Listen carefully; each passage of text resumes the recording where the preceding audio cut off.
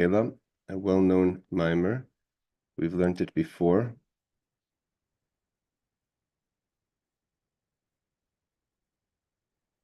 A second, here I go. Okay, so this mimer is a mimer on Parshas Shvatim, where it's based on towards the end of the parsha. So the pasuk is talking about the Jewish people coming to Israel. So it says, "Lo tiyeh mishakela." There shouldn't be a woman who buries her young. That's a mishakela. Va'akara, a barren woman, bartzecha, in the land, where's Israel. Es misper yemecha mala, you should fill your days. Hi everyone, we're just starting the mimer of Lo tiyeh mishakela. We've learned this mimer before.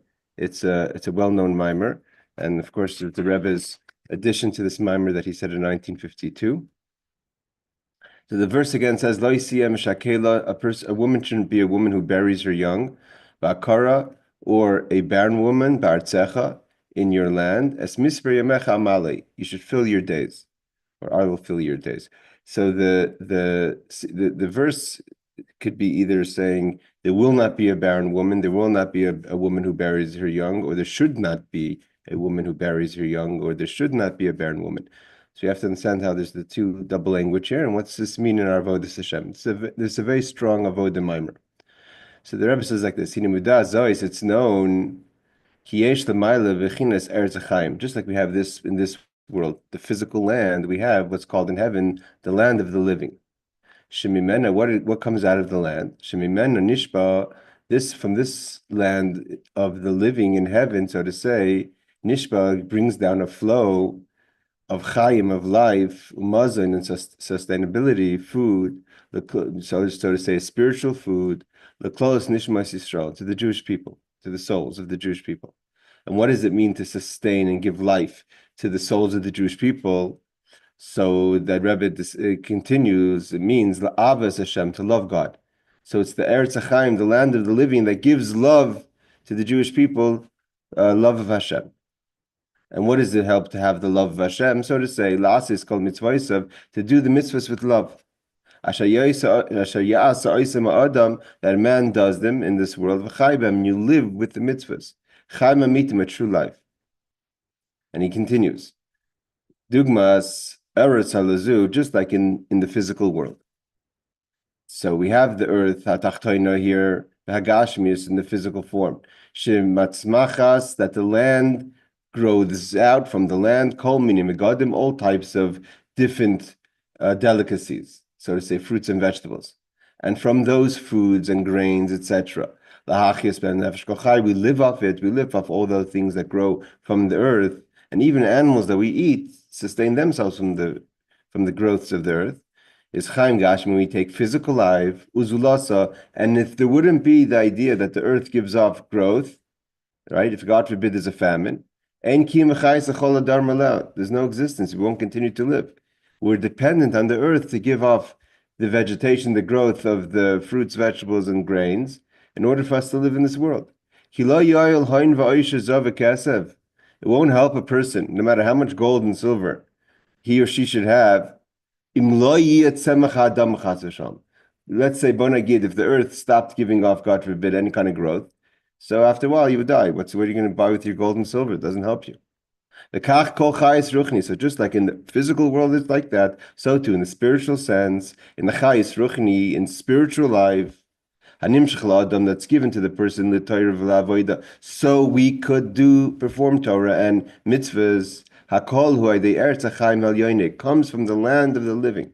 So just like we sustain ourselves, what the Rebbe is bringing is getting at is that just like food, you eat the food in order to live and to accomplish and to conquer, so to say, things of your life in this world. And without food, you wouldn't be functional. You can't function without food. So too, the Eretz HaChaim, the land of the living, the spiritual land, gives us sustenance, mazain, in order to perform what we have to perform on a spiritual basis. Meaning, just like the substance is not ours, we eat it, we consume it, but it's not ours. So too, what's the spiritual substance is not ours. And what is that? Love. And so that's a big chiddush, it's a big deal. Like it says, in the lands of the living. So he just mentions in the parentheses the lands is plural. Mashkasev ba'artzois. Why does it say plurally in the lands? There's different levels of lands that give off different levels of substance, of mazin, of substance. The Hainu Knesset Yisrael Delelu Knesset Yisrael Del Tata, whether we're talking about the higher level of the multiple of the Jewish people, the lower level of what they take. What for instance, we have the world we learned in the earlier Mammarim, not this year. There's the Zera Behema, Zera Adam. There's the souls of the animals, souls of the humans. Means even the humans have an animal soul. Higam lemaili yesh b'knesset Yisrael.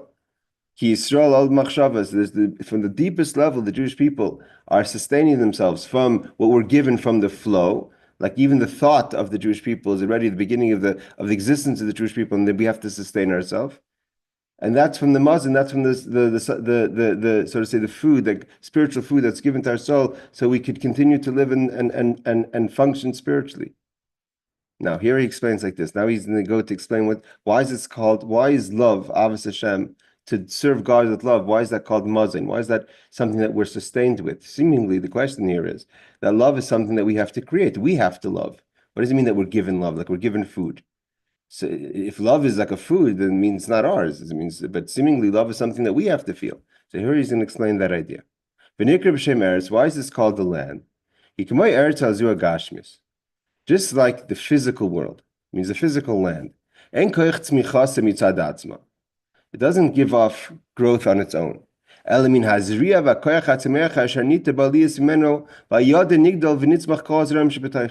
Means God created the world.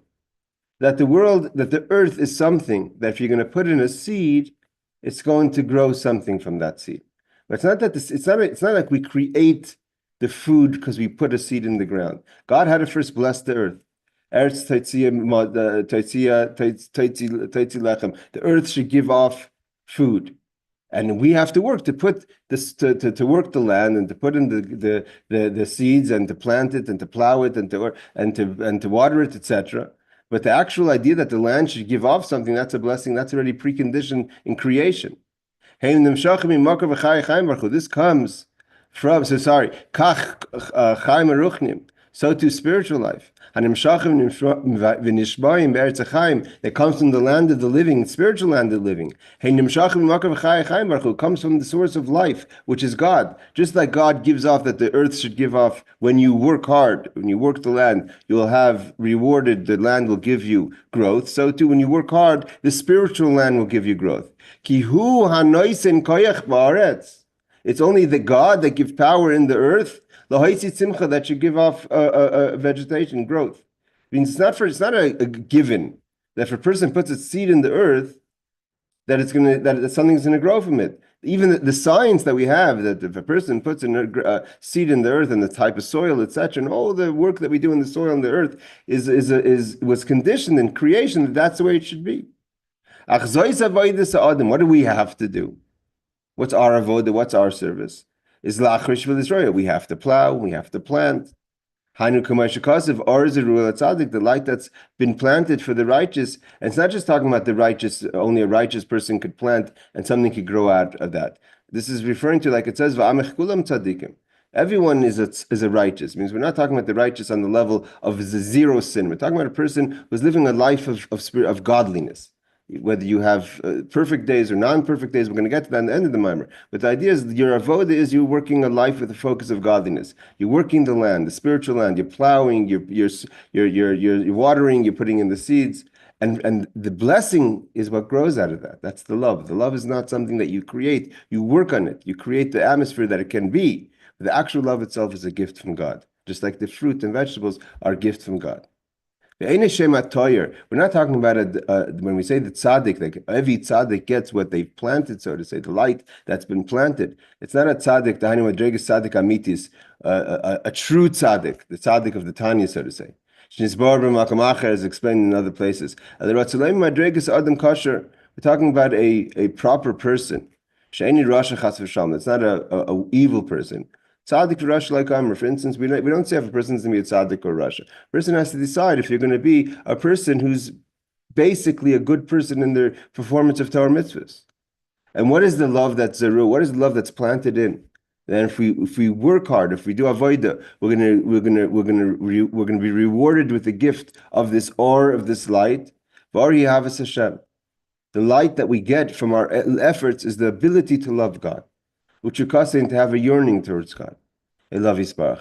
That's given to the person, just like if a person works hard in the field, that person's going to have a reward, so to say, of the fruits and vegetables. Here, the reward is going to be our love and our desire for Hashem. That's already planted in. It's conditioned in the earth. That if you work hard, you could connect to that light that's going to come out of the land, to cleave to God and be connected to God. And here he says, he explains this point, he doubles down on this idea. A person must understand this, must pay attention, place this idea to his or her heart. And to know it in absolute faith. And have absolute belief.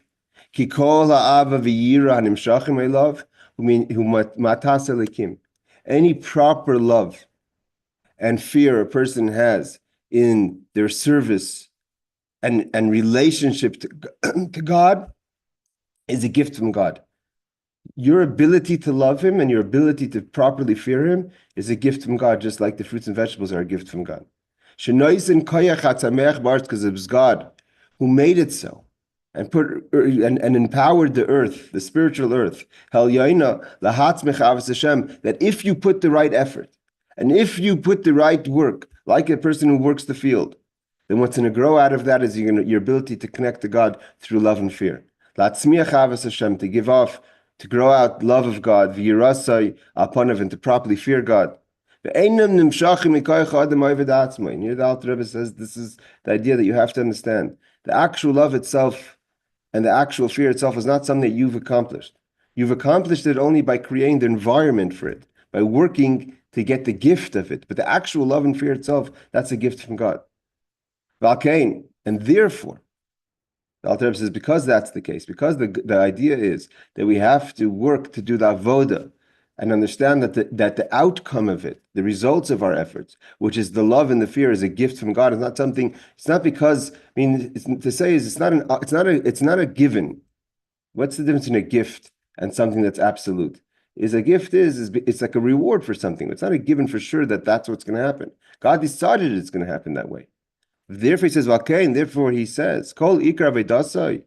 What's the focus of the person's service of God? Don't try to create the love on your own, because a lot of people struggle with that. Why don't I feel love for God? Why am I not feeling it? So he says, because you're not focused, you're not recognizing what love is. Love is not something you can accomplish. It's a gift that's given to you if you put in the right effort. Therefore, if you're going to serve to try to create the love, it's not going to happen. I'm the one who's working. It's about me. I'm the one who loves. Like it says, the verse says right before that, you have to serve Hashem your Lord. That's your focus.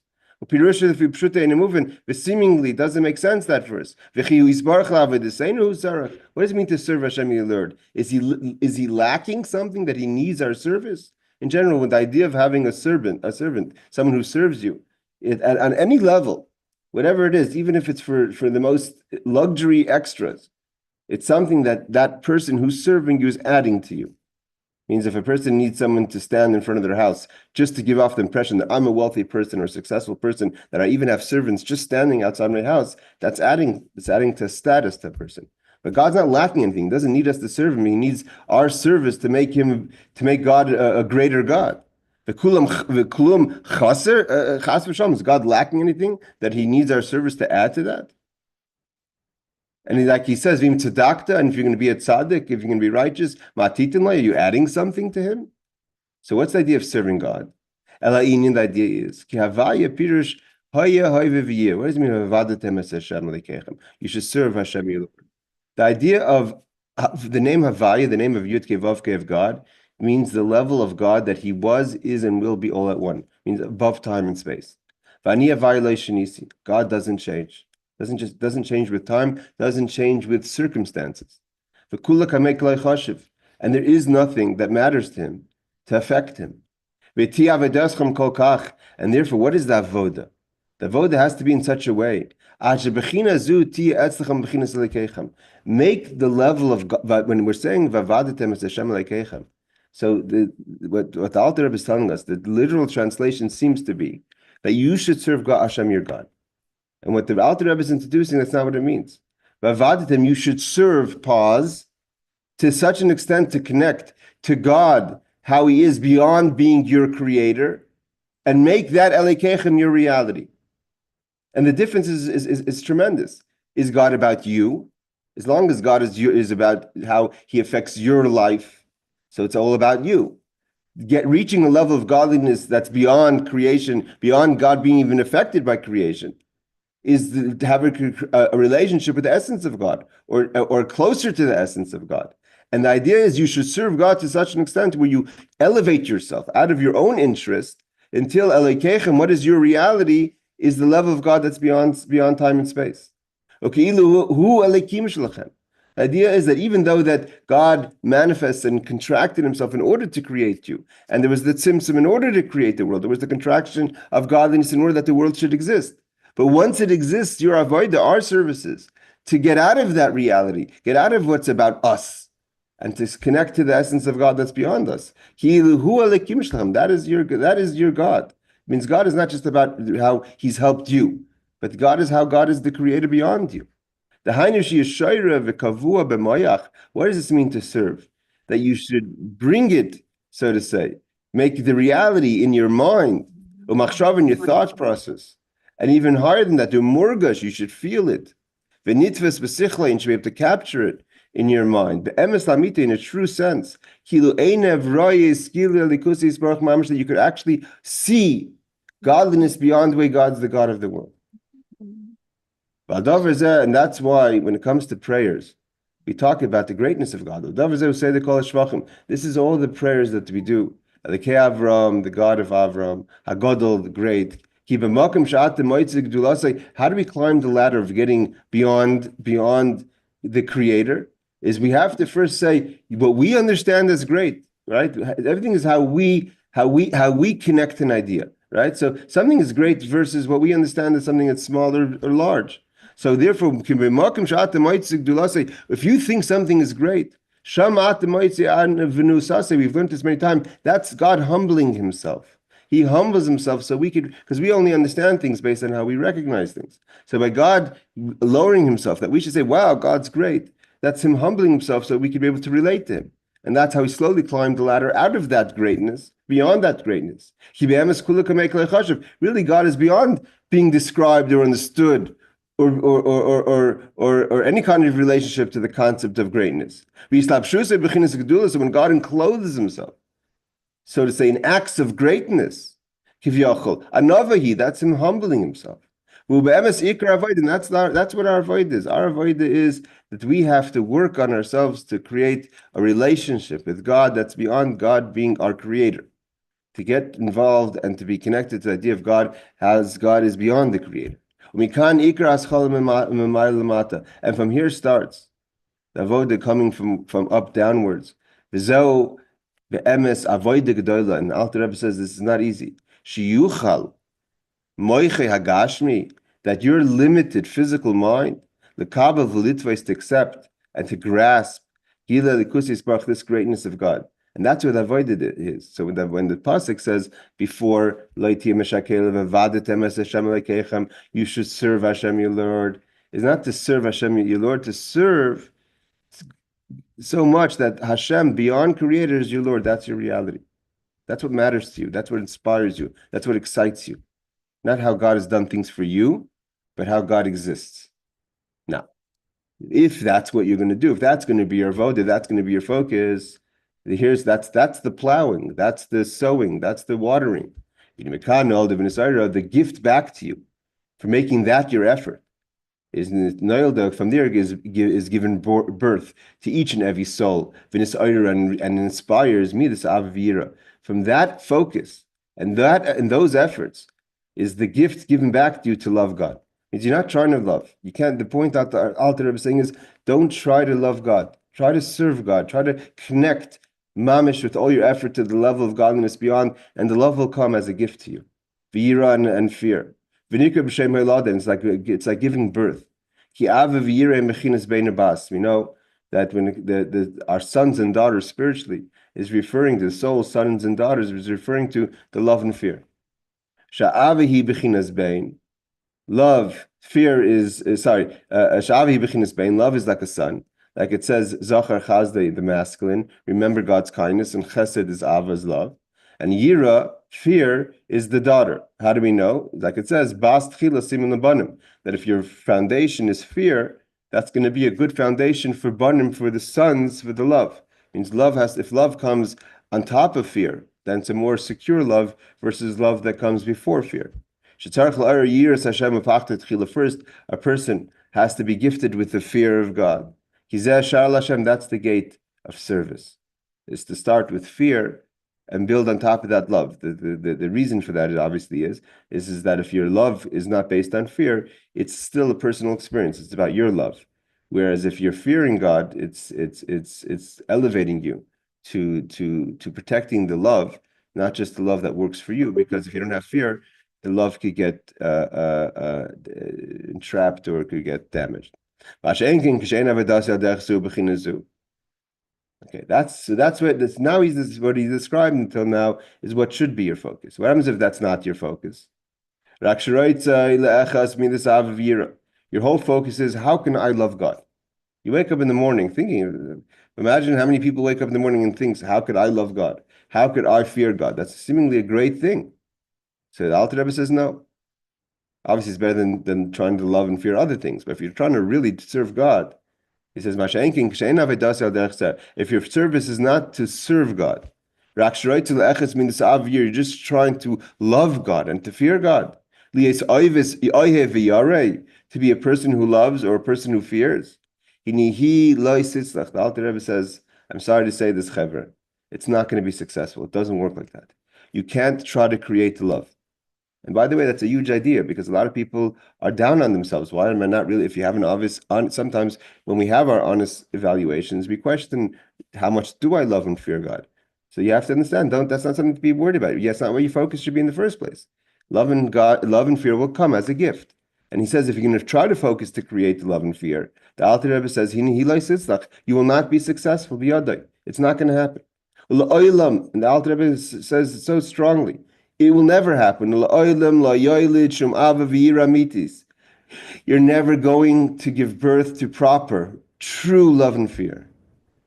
So if you think, what do you mean? It's not true what the Alter Rebbe is saying. I've worked on myself to love God. I worked on myself to fear God, and I've had those feelings. I experienced those feelings. So the Alter Rebbe doubles down. He says, these are imaginary feelings. You're living in the world of imagination. It's not true. It's not amit. It's not true. What defines something that's in the world of dimion, in the world of imagination? How much sustainability does it have? How does it weather the storm? Does it wear off? It's only temporary. And that's the verse. That's what the Torah is telling us. Moshe Rabbeinu is talking to the Jewish people through God. God's talking to the Jewish people through Moshe, and he says, that's why the statement is not just as a blessing. You shouldn't be a mother who buries her young. It's a commandment. Don't be a mother who buries her young. What does it mean, don't be? Don't be such a person who tries to create the love and fear. Like we said, love and fear are the spiritual children of a person. And therefore, a person who tries to create the love and tries to create the fear, it's a temporary experience. It's just working for me at the moment. Then you're like a person, God forbid, who buries their young, because it says what's buried the young means it's not sustained, it doesn't sustain itself. That's a person who unfortunately, God forbid, buries their young, because you created imaginary children, imaginary love, and imaginary fear. And when you move on, for whatever reason, because it's not true, therefore it doesn't sustain itself, doesn't weather the storm, or whatever other distractions distract you. So you bury that love and fear. You give birth and you bury. That's the level of a person who gives birth. Means you're able to trigger some sort of feeling, but it doesn't sustain itself. And worse than that, if you're going to try, if you're not able to even create the love, because you're a barren woman, vakara. What is a barren woman? You're not going to give birth to it. not even the imaginary one, because you're trying to focus on creating something that's not possible to create. You have to be gifted it. This is what it means. Don't be a person who buries their young. Don't be a woman who's barren. Ba'artzecha, when it's about your eretz, what's artzecha, your land? Your ratzin, what I want. Why would a person do that if Hashem tells you that to serve him? And that's the way to love him. And the person says, no, I want to love, I want to work on the love. So that's artzecha, it's your ratzin, it's what you want. You're doing things how you want it. Why is it that you're a person that's burying their love and fear, or you're not giving birth properly after all your efforts? It's all about your land. You're trying to do things, not Artzach the land of the living. You're creating your own environment. It's not coming from the world of above. So he says basically. So far we talked about a person who has the ability to give birth and has the ability to have sustainability, but they're approaching it in the wrong way. Now the Alter Rebbe continues. There's another deeper level of the barren woman. This is unfortunately like the woman who ein lavla, doesn't even have the womb in order to be a receptacle, a vessel, to be able to even start allowing for the baby to start growing within inside her. I feel base vlad. This woman, so to say, we're talking about the soul of this person, doesn't even have the womb in order to become, so to say, pregnant in a healthy pregnancy. Shayu timtumim perish. What does it mean? Lock, closed up. Shenistam kolkach. Your soul became so closed up of self agenda. You can't at all even be. You're not even a receptacle. I mean, sometimes until now we're talking about the technique has been wrong. The technique has been wrong is that your focus has been wrong to try to create the love and fear. But if you were to create go with the proper technique, the proper method, so then you would have the proper gift of love and fear. What about the person? And the Alter Rebbe is going to say why that person doesn't have the ability. Well, you don't have the ability. It means you're like a person who's trying to plant something. You're doing everything right, but nothing's growing. Because you don't have the womb. You don't even have the receptacle to be a person that God could even create the love within you. He gives an example. What does this mean in our Avodah? In our service of God, as much as you try, your mind doesn't grasp the truth. Why not? You're not allowing yourself to be a receptacle to godliness. Means here the problem is not that your technique is wrong again, but you're not even allowing yourself to be a vessel. Why? He explains what's the problem. In general, the Jewish people are called a cup of salvation. A cup is a receptacle. Meaning to say, we're supposed to be like a nice, clean, empty cup that's a receptacle for God's kindness and gifts to us. It's a cup of blessing. That we're able to receive the wine that makes us joyful in our service of God. When we properly contemplated, like we said before, about Havaya, how God is beyond the world, and make that our reality. So we're an open vessel to those ideas. And therefore, just like a cup is filled with wine, it receives the wine, and the wine is joyful, is pleasing. Meaning to say that we have a good experience of godliness in a way that we're excited about godliness. But the condition is, in order for a receptacle to be a receptacle, it's not enough just to exist. It has to be empty. You can't, a cup that's full with something else, you can try to pour more water or another liquid in it, it's just going to spill out. Why? Because it's very filled with another substance. If you're full of yourself, your vessel that's supposed to be a receptacle empty to receive God is full of your own self, it's all about you. And you're focused all about yourself. I'm something. And therefore, how do you identify?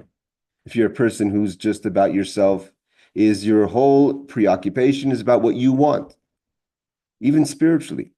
This doesn't work for me. Kach ani roitze, this is what I want, Alter Rebbe says. The kach toivli, this is what's good for me. Right? I like to daven in this shul. Ze ani yoichelas, is this for what God says, this I could do. But something else I don't want to do.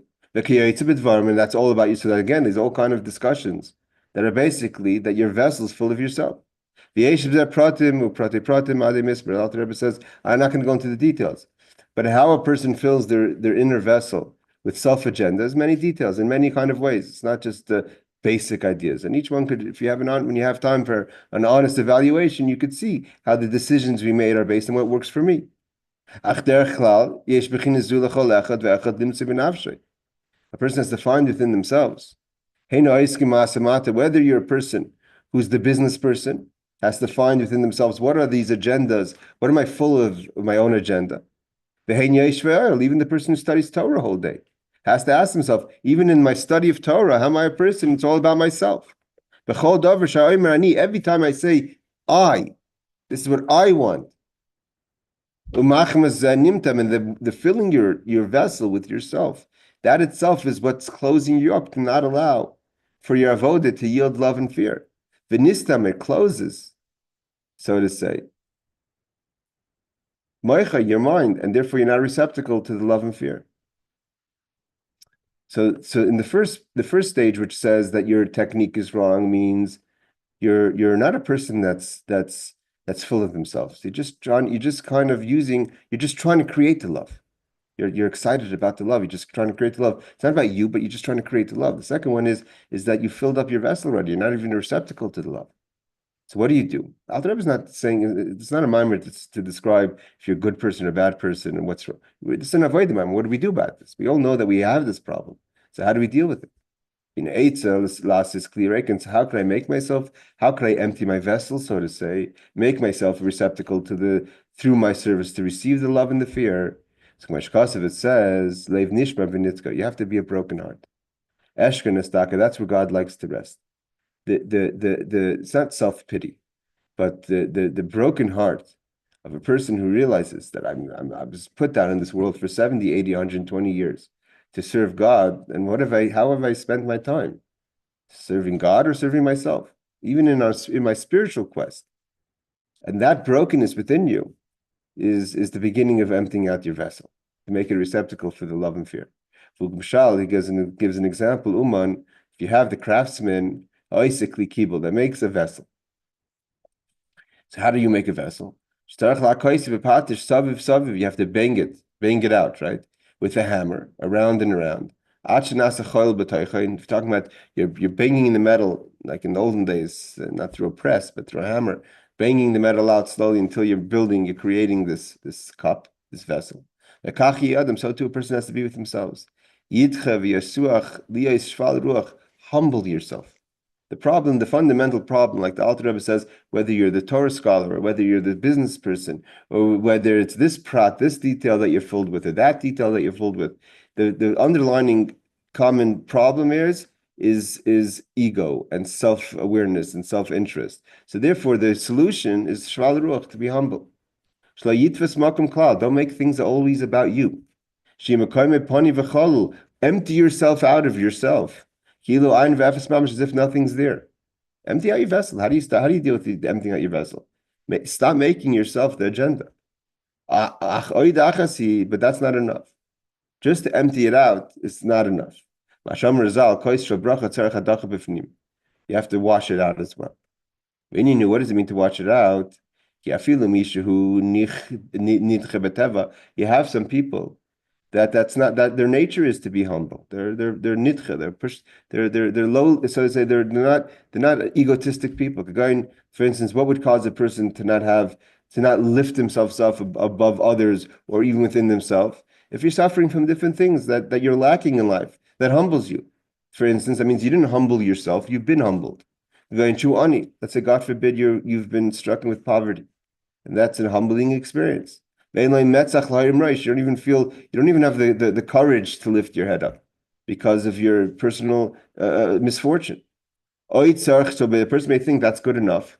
I don't have an ego. I've been struck with poverty, so I'm anyways an empty vessel. Alter Rebbe says that's not what we're talking about here. then what happens is, so yes, you may not be a person that has a chutzpah, metzach, so to say, is chutzpah, the forehead. What you learn later when we talk about Amalek, the forehead is chutzpah. So nevertheless, you shouldn't be a person that indulges in anything, even the permissible. Here we're not even talking about the Alter Rebbe saying it's not just poverty, physical poverty. Therefore, you're a broken person. You've been broken. But even if your nature is that you don't have a pleasure, you don't have a desire for the forbidden. But even for the permitted, how connected are you to the physicality of the permitted? There's a lot of things that are permitted in Torah, but they're not necessarily godly unless you make them godly. Yes, you have to do certain things, but how invested are you in what you're doing, even if it's the permissible? If you're going to be such a person that's connected, so that like you're like a worldly person. So what's the difference? So you're indulging in kosher food versus non-kosher food. I mean, that's really the difference. The difference is what type of food is it, but your approach to the food is the same. Is he actually a kli kibla? Still, you have to be cleansed out. It's like a dirty cup that may be empty, but it's dirty. Would you want to drink out of a dirty cup? You're not going to pour wine until you wash it out. So to a person, it's not enough that your circumstances makes you humble, but you have to clean out, even if your circumstances makes you humble, clean out that you should work on that humility. Like it says, the example given is like a woman who's not ready for accepting pregnancy according to Torah. Even if she were to have the womb, she has to first go to the mikvah. So the idea of the mikvah for the woman before she's ready to become pregnant is similar to the idea of cleaning out the vessel, washing out the vessel with humility, even if you're not a full vessel. Still, you may not be a clean vessel. It says, after you've cleansed yourself, made yourself a clean vessel, it's not, that's still not enough. Okay, so you say, now I'm a vessel, now I'm a clean vessel. So is the love going to come then? Am I going to be receptacle then? So he says, no, you have to continue. Who in your Mashakasev, this is what it says. That Chana cried al Hashem to God. She cried. Who's Chana? Chana is the mother of Samuel, Shmuel. Like we learned about Chana, who is the one who called Hashem Tzavakot. She's the mother of the prophet Samuel. She was also a barren woman. And she only had children after she was blessed by God through the high priest. There's different levels of the souls of the Jewish people. When a person is in a healthy situation. So what does that mean? That she's haylada, that she's able to give birth. The soul is able to give birth properly to healthy, godly emotions. Included in that are the fundamental emotions of love and fear. So then we're called Leah. Leah, Ema Banim, she's the mother. Of the great women of our past, the one that represents as the mother is Leah, even though Sarah had children, but she was barren.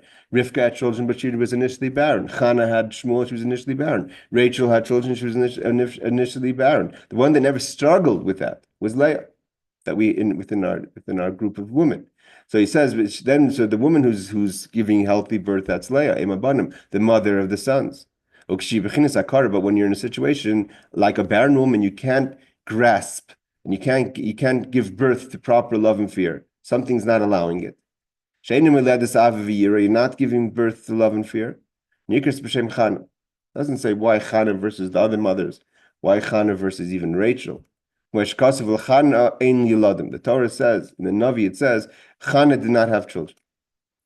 But she had children. So what did she do to have children? How did she get out of her situation? So the Torah tells us, the Navi tells us, Vayispal Chana al Hashem, she davened al Hashem, above God. What does that mean, above God? To pray above God.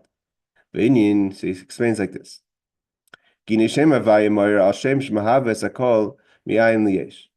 God is the God that creates. It means although he's beyond creation, but beyond creation creates. And the creation is within every level of creation. So to say, the world, in each world, what it creates its level of godliness, its level of vessels and physicality and lights and vessels, all that is the Shem Havayis creating each world according to its level. The difference is how God made it. One was created, one was formed. At the end of the day, fundamentally, the name of Yud Kei Vav Kei, God as a creator, creates every existence in the world. So not only every existence in our world, but every existence in every world. But the way we look at God as a creator again is how he creates whatever that world is, whether he's creating a world of absolute godliness, like the world of Atzilus, or he's creating the world of action. Again, like to reach the level of God that's beyond the name. A name is a name of a description. As long as the person, if I'm a builder man, right? So I'm a person that builds, and my title name is I'm a handyman. So I'm doing something. That's not me. That's my occupation. That's my job. That's how you may know me, because that's how you benefit from me. But I have my own existence outside of that. When I hang up my jacket and I go home, I'm Mendy. I'm another person. I'm my own person. So to Hashem, the same way. Hashem creates. We know him as the creator. But there's the level of godliness beyond the creator. Like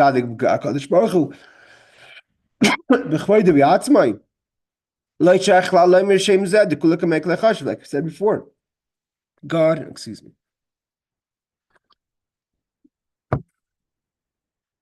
God is beyond being a creator. And to the essence of God, his identity is not that he's a creator. There's the existence of God even beyond being a creator, even within the name. God doesn't change. Just like a person's a person, even while they're working, doesn't change, doesn't make me less of who I am as a person. I may be occupied in my occupation, so I'm being identified as my job, my work name, but doesn't change. Even while I'm working, I'm still the same person at the essence. So to God, excuse me, Kodim Shnivra, before he created, V'atulach Shniv, even after he created.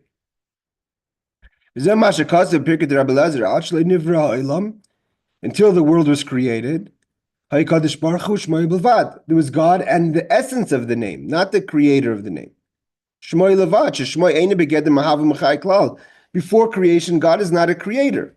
He is the entity that can create. But beyond the world, he's not a creator. And the point that Chana wants to reach, in order to create, that she should be a vessel for love, what the Alter Rebbe is going to explain, is you have to tap in to the compassion of the essence of God. The compassion of the essence of God is able to elevate the person. That even if you're the way you've been created in such a way that's so difficult for you to be a person that could have love and fear, even after you've cleaned out your vessel. You have to have Hashem, to have compassion, and to override, so to say, the system. It says God's name is elevated and alone beyond being a creator. Like he says, Niskav means Haflogi Seira. That he's much greater than being a creator. And it's only his Rei Hoidai Aziv Shemayim. However, even though God is beyond being a creator, the essence of God he gives to his people, which are the Jewish people. That he wants, we are his close people. To be close to God as he is at his essence beyond being a creator. God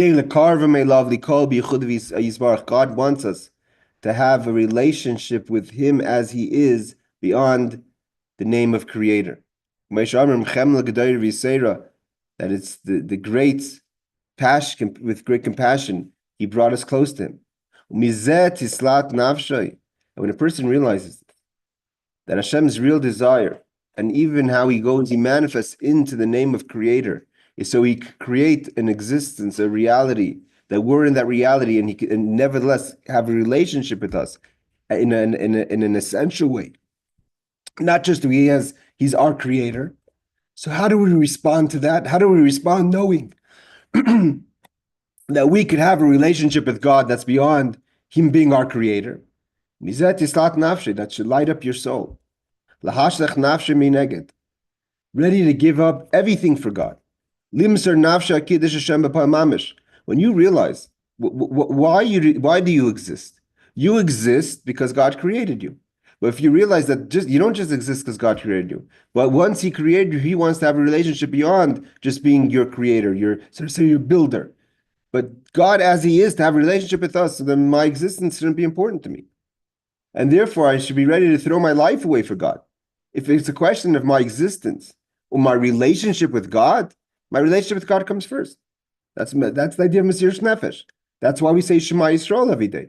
The Shema Yisrael is that concept that we should be aware that Hashem Elokeinu, Hashem Echad, God is one. And therefore, our relationship with God is beyond our existence. Lias nefesh tamei v'kosel Hashem, and it doesn't have to just show up like it says in Tanya, in moments when you've been challenged to make that choice.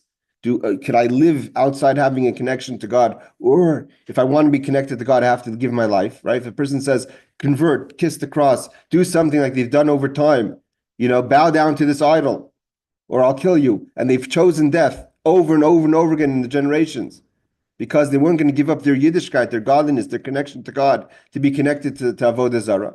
But even if a person's not challenged with that, but the idea that you're ready to stand up to that challenge should be part of your existence of your life constantly.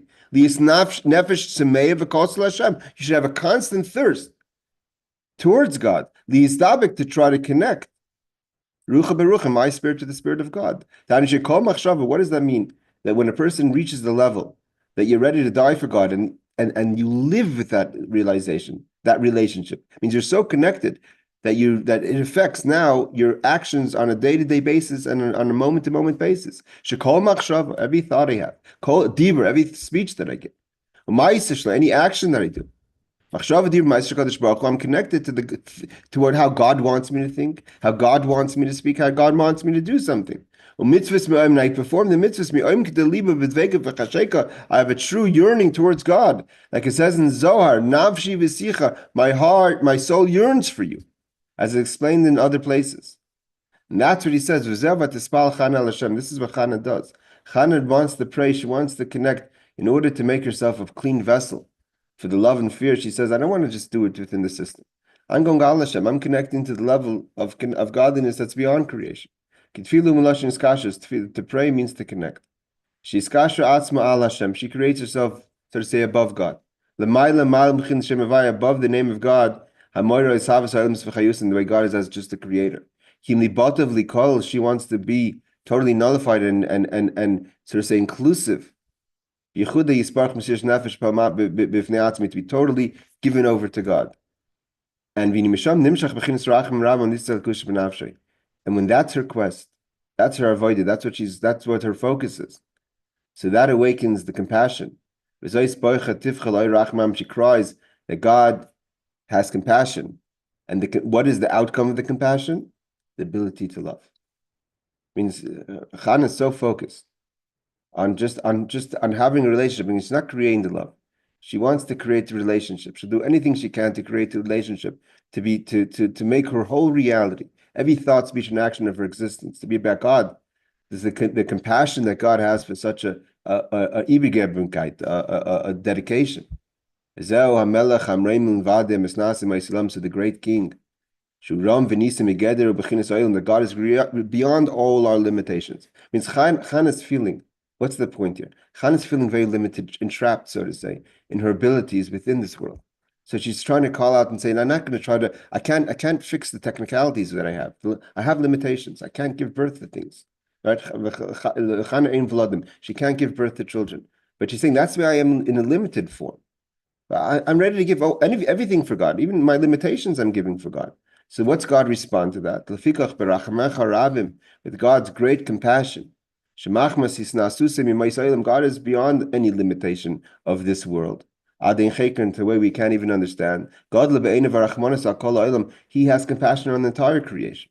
As far as God's concerned, even the greatest of the worlds, He needs to have compassion on, because it's distant from the emes, from the truth of godliness. Even the highest Garden of Eden is not the true truth. The highest level, everything is beneath the essence of God. But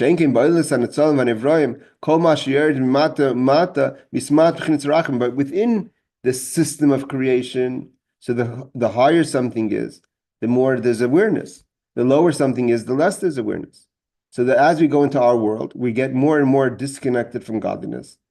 In this physical world, we don't even know that there's a reason to have compassion. We walk around our day disconnected from godliness, unaware of our lack of connection, and we don't even have compassion on the fact that we have no connection because we're so to say in a situation of disconnect, of a feeling of disconnect, that we're not even aware of that feeling of disconnect. And therefore, you have to have compassion. You have to know that you're lacking something, right? If someone is walking around and out to lunch and says, everything's great in my life, and someone from the outside is looking and saying, what do you mean it's great? It's not great.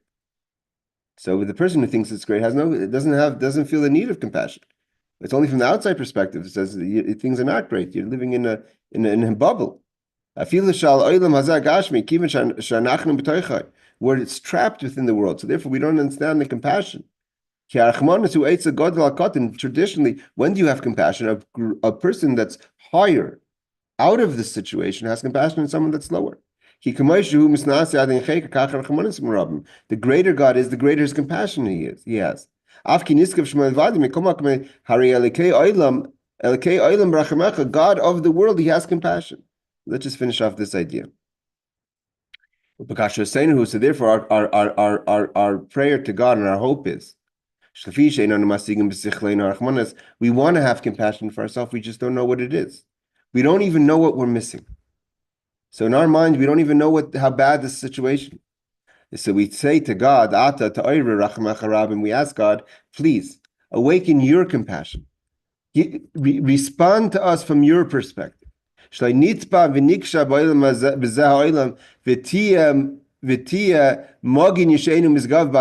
should be our shield, our salvation. It should be like a shielding wall to protect us from our enemies. We don't even realize how entrapped we are. And we ask God that in his great compassion, he should recognize our situation and have compassion and make us available, that we should have the feeling we should be able to feel the love and fear of God. So then he says, and this is the end part. He says like this. We can finish the Mammar. He says like this. It says, "V'Avram zaknu bal b'yamim." One of the things about Avram Avinu, our forefather Avram, was that he came to his days. It's not enough experiences, but you have to have complete days. It means it's not enough that you've once experienced love, but how has it been in a consistent level, like we said? And even in the consistency, the building towards the consistency, have your days been full of avodah? So he says, what does it mean, zakin, to become old? That you have chachma, you have the wisdom. Like it says, b'shishim, when a person's 60, which is you already got wisdom. When you're 60, your mind settles. You're not so. Have consistency and a settled mind. Don't run. I feel like this today and like that tomorrow. You're inconsistent. You go with the flow. A person has to have complete days. A person that's given their allocated days, each person. God didn't give us one day for waste. If a person lives 50 years, God for 60 years, 100 years, every day is God has a plan for that day. Even 1 hour. God didn't even give you 1 extra hour to say, okay, this is a free hour. If God gives you so and so many minutes and hours, God understands this is the amount of time you need in order to perform your avodah. So the person thinks, it's not a great feeling. When you know that every minute is accounted for, every minute is allocated, so how have I spent my minutes and my hours and my days? Lachshav, a person comes a little chushbana, you get a little dark. What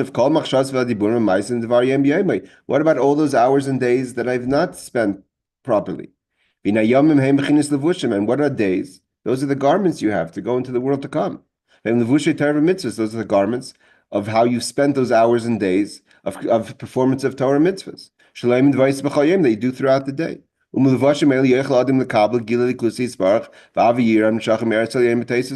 are the garments that you could receive the love and the fear. Even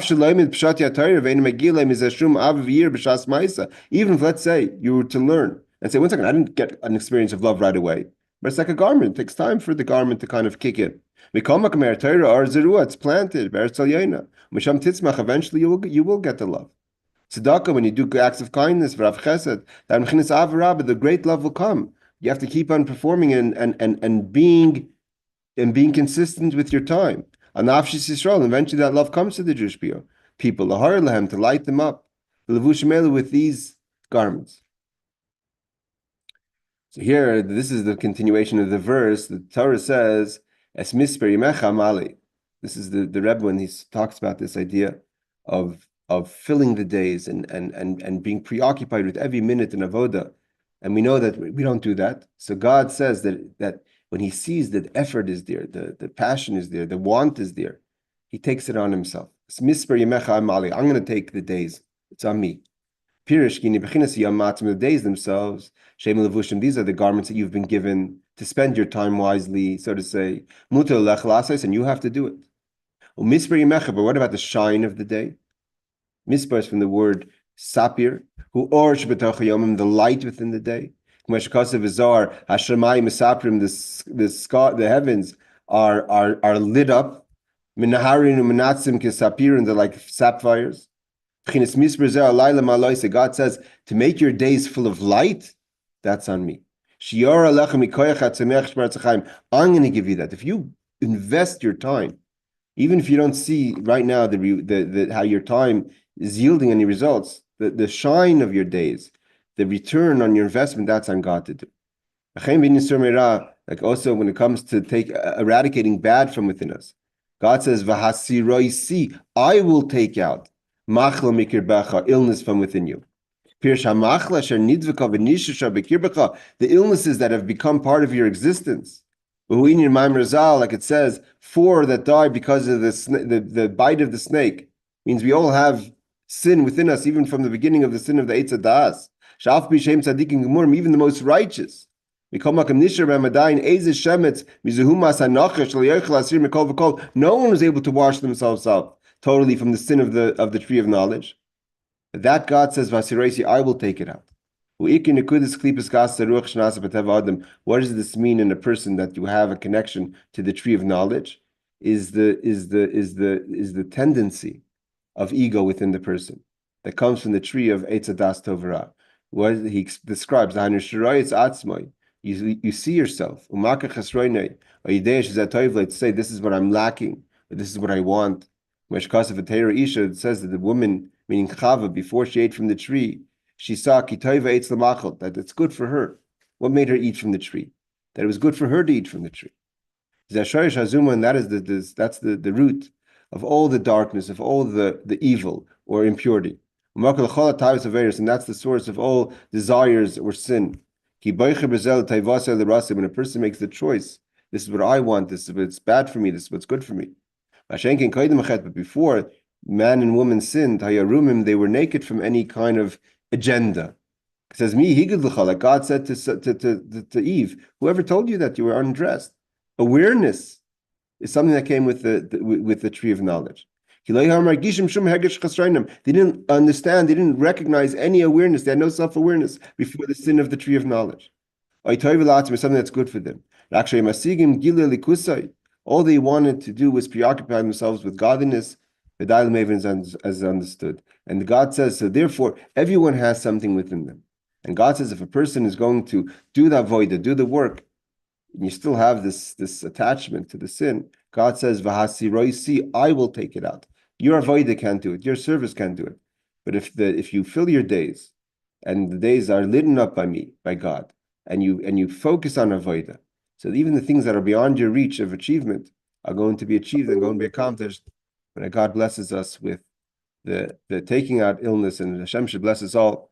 We should all illness from Klal Yisrael, from the Jewish people, from everyone as individual, collectively should be Vasiraisi. God should take it out. Should bless us with only Tov Hanir Vanigla.